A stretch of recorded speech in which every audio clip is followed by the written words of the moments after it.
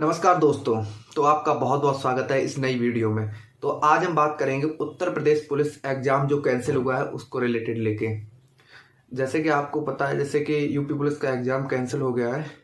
तो UP police exam cancel हुआ है, ये क्यों होते हैं और इसके पीछे क्यों कारण है, सरकार कितनी जिम्मेदार है, सरकार की गलती है या फिर छात्रों की गलती है, या किसकी गलती यहाँ पर निकल के आती है जो उत्तर प्रदेश पुलिस का एग्जाम कैंसिल हुआ है। तो सबसे पहले इसमें आपको पता, एक सबसे बड़ी इसमें मेन मुद्दा ये है कि इसमें गलती सिस्टम की पूरी है, ऊपर से लेके नीचे तक। और इसे बहुत बड़े तरीके से इसमें गलती यहाँ पे निकल के आती है, जैसे कि जिम्मेदारी सरकार की भी यहाँ पे गलती नहीं निकल सकती है, क्योंकि यहाँ पर जो इतना ज़्यादा करप्शन बढ़ गया है।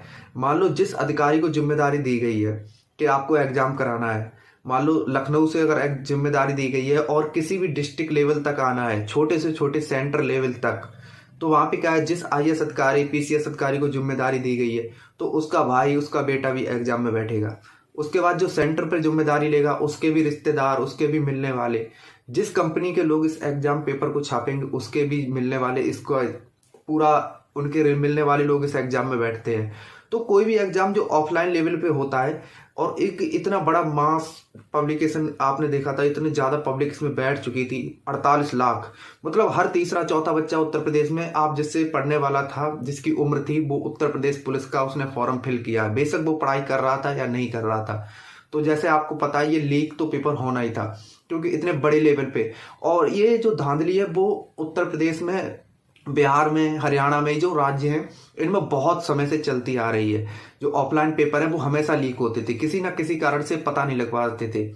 लेकिन इस समय क्या है, जो अब सोशल मीडिया जो चल चुकी है, तो सोशल मीडिया के कारण इतना ज़्यादा लोग जागरूक हो चुके हैं कि चीज़ों का बहुत जल्दी पर्दाफाश हो जाता है, जिससे सरकार को भी सुननी पड़ती है। सरकार ने सुनी क्योंकि लोगों ने इतने, जो अगर सोशल मीडिया नहीं होती तो इतनी मात्रा में इकट्ठे होना भी मुश्किल था, जितना लोग लखनऊ इकट्ठे हो गए थे। सारे टीचर्स ने बहुत ज़्यादा सपोर्ट किया छात्रों का, जिसकी वजह से बहुत ज़्यादा भीड़ वहाँ पे इकट्ठी हुई, लोग पहुंचे वहाँ पे। पहुंचने के बाद एक चीज़ निकल के आई कि छात्रों ने अपना जो दिखाया उससे सरकार को भी झुकना पड़ा। लेकिन सरकार भी इस तरीके से, जब सरकार अगर 5 से 6 बार ऐसे एग्जाम्स को कैंसिल करेगी तो जो कहीं ना कहीं पैसे देने वाले लोग हैं वो शांत हो जाएंगे, क्योंकि उनका पैसा जब जाएगा और उन्हें कोई रिजल्ट नहीं मिलेगा तो फिर उसके बाद उस चीज़ की कमी आएगी। और इससे राज्य सरकार को एक बहुत कड़ा कानून भी लाना पड़ेगा, जिससे जो लोग ऐसा काम करते हैं उनके लिए बहुत बड़ी चुनौती बन चुकी है सरकार के लिए। तो अब ये क्यों होता है, सरकार की कितनी गलती है? सरकार की इतनी गलती है कि सब सरकार को पता है, तो पेपर जहां से छपता है लास्ट तक बहुत ज्यादा उसे पहले ही दिन से बहुत सख्ती से बरतना चाहिए था। इससे सरकार का भी लॉस हुआ है। कम से कम एक एग्जाम को कराने को बहुत बड़ा प्रशासन का नुकसान होता है, पुलिस प्रशासन का नुकसान होता है, उसके बाद इतनी जनसंख्या होती है, रोडों पर ट्रैफिक होता है, बहुत ज्यादा दिक्कत होती है। तो वो वित्त का जो नुकसान हुआ वो तो हुआ ही, उसके साथ साथ छात्रों का भी इतना ज्यादा मनोबल टूटा, क्योंकि एक बार तैयारी किया फिर उन्होंने छोड़ा, अब वो दोबारा उस चीज को स्टार्ट करेंगे। तो दिक्कत तो आने वाली बहुत ज्यादा है, छात्रों को भी और सरकार को भी। दोबारा एग्जाम कराना भी बहुत बड़ी चुनौती होगी, क्योंकि अब आपको पता है चुनाव आने वाले हैं। तो लोकसभा चुनाव से पहले तो अब ये होने वाला है नहीं इलेक्शन। अब ये जो मतलब जो आपको पता है, जो इलेक्शन से पहले तो ये जो एग्जाम है वो होने वाला है नहीं। अब एग्जाम होगा वो होगा इलेक्शन के बाद, तो कम से कम 6 महीने तक लग जाएंगे। इससे छात्रों पे भी काफी ज्यादा असर पड़ेगा, क्योंकि 6 महीने तक लगातार तैयारी करना उनके लिए काफी ज्यादा संघर्ष वाला होने वाला है। और जो गलती निकल के आती है, छात्र कोस रहे हैं सरकार को, वो इस सरकार में नहीं, पिछली सरकारों में भी हुआ, डायरेक्ट मेरिट बन के तैयार हो जाती थी। लेकिन उससे क्या, जागरूक होना पड़ेगा। जब तक छात्र पूरी तरीके से जागरूक नहीं होंगे ऐसा चलता रहेगा। तो जागरूकता बहुत ज्यादा जरूरी है। अब छात्र जागरूक हो रहे हैं तो ऐसे ऐसे धांधलियां पकड़ी जा रही हैं। तो सरकार को एकदम अब लोग कह रहे थे कि सरकार ने कोई निर्णय नहीं लिया, तो सरकार निर्णय लेती है, वो पूरी जांच जब तक नहीं हो जाएगी, एक दिन में या एक सेकंड में कोई सरकार निर्णय नहीं लेती है। सरकार निर्णय बहुत कमेटी बनाती है, उसके बाद जो काफी लोग निर्णय लेने के बाद तब एक ठोस कदम उठाती है सरकार, क्योंकि उसमें पूरे राज्य के लिए कुछ ना कुछ होता है, बहुत तकनीकें बनानी पड़ती है। एक एग्जाम को कराने के लिए महीनों पहले तैयारी करनी पड़ती है। जो एग्जाम इन्होंने कराया था उसकी तैयारी महीनों से पहले की थी, कितना कितना पेपर छापे होंगे, कॉपी छापी होंगी, उसके बाद सेंटर्स को टेंडर दिया है, 1-2 साल लग गए। तो अब हमें यही कर सकते हैं, जो छात्र तैयारी कर रहे हैं वो मोटिवेशन के साथ तैयारी करें, एग्जाम फिर होगा।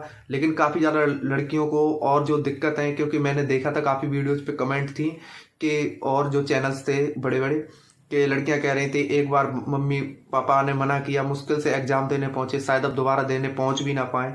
तो दिक्कत तो आने वाली है, लेकिन उस दिक्कत का सामना जो करेगा, फिर से अगर जाएगा, देखो 60,000 वैकेंसी जो आ चुकी है उनका रिजल्ट तो आएगा, कभी ना कभी तो आएगा। तो 60,000 तो लगने वाले हैं। अब जो लोग लगेंगे, जो तैयारी करेंगे अच्छे से। और रही बात लीक होने की, तो हर स्टेट में होते हैं, और वो सरकार जब तक जागरूक नहीं होगी इन चीज़ों के प्रति, और छात्रों को भी जागरूक होना पड़ेगा। जब छात्र जागरूक होंगे तो फिर ये एग्जाम लीक होना बंद होंगे। तो धन्यवाद। वीडियो को बस यही उद्देश्य था कि मोटिवेशन बनाए रखिए, इसलिए मैंने वीडियो बनाया। पढ़ते रहो, एग्जाम्स आते जाते रहते हैं। एग्जाम्स का मतलब ये पढ़ाई करना है, सिर्फ आपका एक जॉब लेना मतलब नहीं है।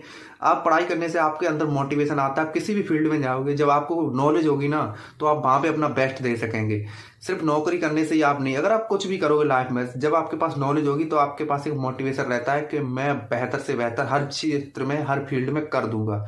तो आप उसी फील्ड को देखकर उसी मोटिवेशन से पढ़ें, अपनी नॉलेज को गेन करते रहें, साथ में कुछ ऐसा करें जिससे आपको कोई ऊपर लोड ना आए, जिससे आप कुछ ना कुछ करते रहें, जिससे आपके दिमाग पर लोड ना आए। फिजिकल एक्टिविटी, फिजिकल में आप अच्छा रखिए, आप फिटनेस के ऊपर ध्यान रखिए।